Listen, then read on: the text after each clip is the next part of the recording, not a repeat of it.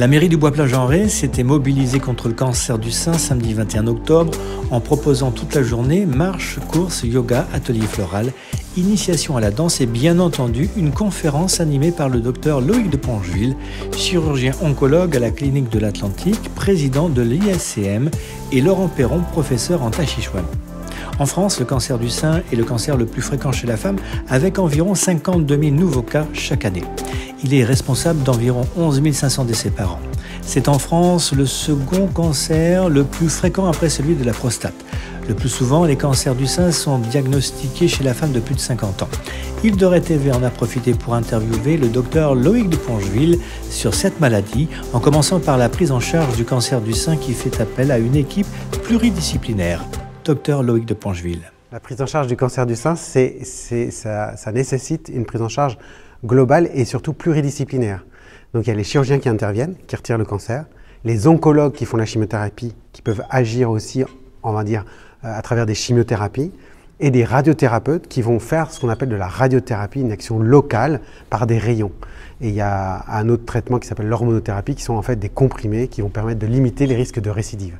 Donc voilà, pluridisciplinaire. 20% des femmes ont un cancer d'origine héréditaire. Alors ça, c'est les chiffres aujourd'hui connus à travers deux gènes qui sont des gènes de prédisposition du cancer du sein, le breast cancer, donc c'est ce qu'on appelle les BRCA1 et BRCA2, deux gènes identifiés, mais il est probable qu'on en découvre d'autres dans les années à venir, parce qu'aujourd'hui, on est un peu au balbutiement de la recherche et des origines génétiques du cancer. Donc ce qu'il faut retenir, c'est que la majorité des cancers du sein, c'est des cancers qui sont sporadiques, ça arrive par hasard, et c'est pour ça que c'est important le dépistage, parce qu'on va voir une population qui n'a pas de facteur de risque, parce que c'est multifactoriel et qui va éventuellement avoir un cancer. Le risque de développer un cancer du sein augmente avec l'âge. En effet, c'est après 50 ans que l'on présente le plus de risques de développer un cancer du sein. 80% des cancers du sein surviennent après cet âge. En l'absence d'autres facteurs de risque, on parle d'un niveau de risque moyen. Certaines femmes ayant des antécédents médicaux personnels ou familiaux ou certaines prédispositions génétiques présentent un risque aggravé, dit élevé ou très élevé, d'être atteintes de ce cancer. Chaque situation est unique. C'est pourquoi votre médecin généraliste ou gynécologue détermine les modalités de dépistage ou de suivi les mieux adaptées à votre cas. Docteur Loïc de Pongeville. La première chose dans le cadre du dépistage, on va dire, c'est on propose aux femmes, ne serait-ce que déjà se regarder, comme dit mon patron, admirer vos seins, on les regarde et ensuite on les palpe. Et quand on les palpe, on va pouvoir éventuellement mettre en évidence des nodules, des boules dans le sein. Et c'est ça qui va permettre de détecter quand le cancer est là. Le dépistage qu'on appellera de masse, qui se fait à travers la mammographie, l'objectif c'est de dire on voit rien, on palpe rien, mais par contre il y a peut-être quand même déjà quelque chose. Et plus on va dépister tôt, meilleur on aura de chances de guérir. Le dépistage c'est à partir de 50 ans, parce que ça fait sa preuve d'une efficacité. Il est clair que quand on a un cancer du sein qui apparaît avant 50 ans, souvent c'est des cancers qui sont plutôt agressifs et pour lesquels, bah oui, on aime bien agir assez vite. Alors, la première chose, en fait, quand on palpe quelque chose, c'est déjà d'emblée, on en parle à son généraliste et éventuellement, ou directement, on va essayer de prendre un rendez-vous avec un radiologue qui va faire une mammographie, une échographie et un prélèvement. Là, il y a des créneaux, je dirais, assez facilement libres et accessibles pour les patientes qui découvrent quelque chose, mais là, on ne parle plus de dépistage.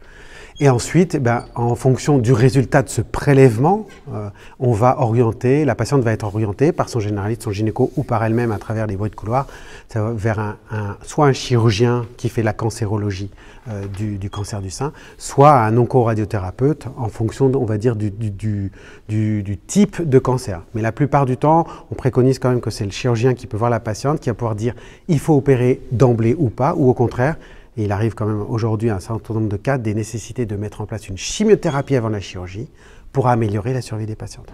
C'est le cancer qu'on traite le mieux en fait finalement. C'est un peu l'équivalent du cancer de la prostate chez l'homme. Donc, mais on le traite d'autant mieux, d'autant plus facilement qu'on va avoir des patientes qui vont avoir des tumeurs les plus petites possibles. Oui, l'expérience d'ailleurs, souvent j'ai à cœur de poser la question de savoir quelle est l'expérience finalement des patientes dans leur famille. Est-ce qu'elles ont des antécédents dans leur famille de cancer du sein? Et la majorité des patientes ont quand même des vécus qui sont plutôt positifs ou évidemment toutes les patientes, une grande majorité ont de la famille qui est encore vivante malgré un cancer du sein.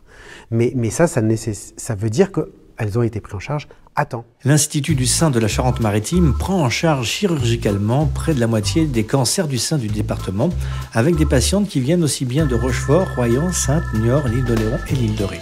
Son objectif premier est d'accompagner de façon globale les patientes. Le service de soins de suite et de réadaptation de la clinique de l'Atlantique, en lien avec l'Institut, permet aux patientes de pratiquer de l'activité physique adaptée très tôt après la chirurgie, durant la radiothérapie et la chimiothérapie, et à distance de tout traitement au moment où bien souvent les patientes se sentent lâchées. La grande chance qu'on a eue là depuis et qu'on vit depuis 8 ans, c'est à travers la création de l'Institut du sein de Charente-Maritime, la proposition d'une prise en charge globale et personnalisée avec une coordination de soins. Et c'est ça qui change le paradigme. C'est-à-dire qu'on va mettre une personne, un métier spécifique qu'on a imaginé et qui va permettre de mettre du lien humain entre les professionnels et les patientes, avec quelqu'un toujours à disposition pour la patiente, qui va aller même au devant d'elle en l'appelant régulièrement comme elle appellerait un ami, pour savoir justement comment elle va, avant même qu'elle n'aille pas bien, à travers les traitements qu'elle va traverser, à travers les difficultés et tout le parcours qu'elle va avoir. Et donc ça, c'est vraiment un changement de paradigme, et on voit bien qu'en mettant de l'humain, c'est bête à dire parce qu'on est quand même des professionnels de l'humain, entre guillemets, eh ben il va falloir qu'on en rajoute encore plus parce qu'on n'en met jamais assez. Ce reportage a été réalisé par Stéphane Nadous pour la Web TV d'Île de Ré.